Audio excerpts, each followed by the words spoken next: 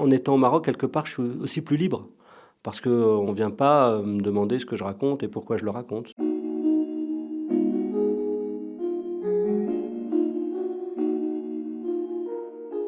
T'as vu, c'est joli l'Algérie, hein? Ça fait combien de temps que t'es pas revenu au bled, monsieur Samir? 35 ans. Oh non, un bochon. Trouve le chef, tu discutes avec lui. C'est qui le chef? Lui là, avec les grandes cornes. Lui là? On est très fiers de vous en Algérie, mais est-ce que vous pensez qu'on peut bien raconter un pays alors qu'on vit à l'étranger? J'ai vécu ici jusqu'à l'âge de 20 ans. Ça laisse des traces quand même.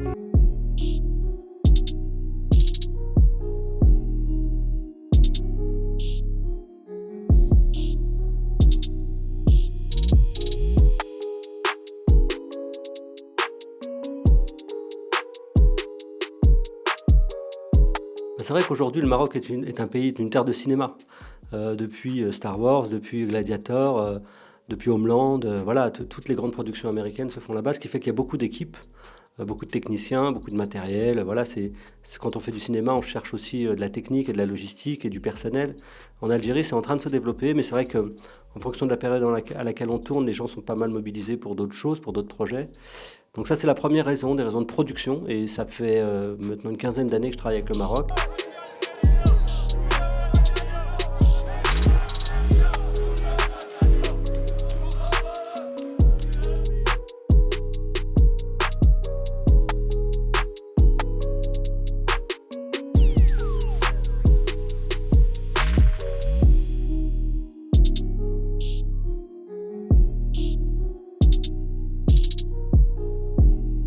La question du propos se pose. Est-ce qu'avec un scénario comme ça, j'aurais eu les autorisations pour tourner en Algérie? Je pense que oui, en tout cas j'ose penser que oui, parce que le film, comme je disais tout à l'heure, c'est pas un film politique. Mais c'est vrai qu'en étant au Maroc, quelque part, je suis aussi plus libre. Parce qu'on ne vient pas me demander ce que je raconte et pourquoi je le raconte. Les manifestations, le fait de voir à peu près, voilà, que il y a les officiels là, de la mairie qui essayent de tirer leur parti, qui essayent de récupérer en gros ce personnage de Samir Amin qui lui n'a pas envie d'être récupéré. Excusez-moi, messieurs, dames, la conférence est terminée. Veuillez sortir de l'amphithéâtre, s'il vous plaît. Cet homme n'est pas digne de s'exprimer devant des étudiants. Depuis qu'il a quitté le pays, il n'a pour les Algériens que du mépris et de la haine. C'est pas un film politique dans le sens où c'est pas un film de revendication, mais c'est un film qui raconte une histoire qui prend lieu dans un pays au contexte politique fort. Moi, quand j'ai écrit le film, on était en plein Hirak. Hirak, c'est le mouvement donc qui a fait sortir les Algériens de chez eux pendant plus d'1 an et demi. Ils sont rentrés qu'avec le Covid. Hein.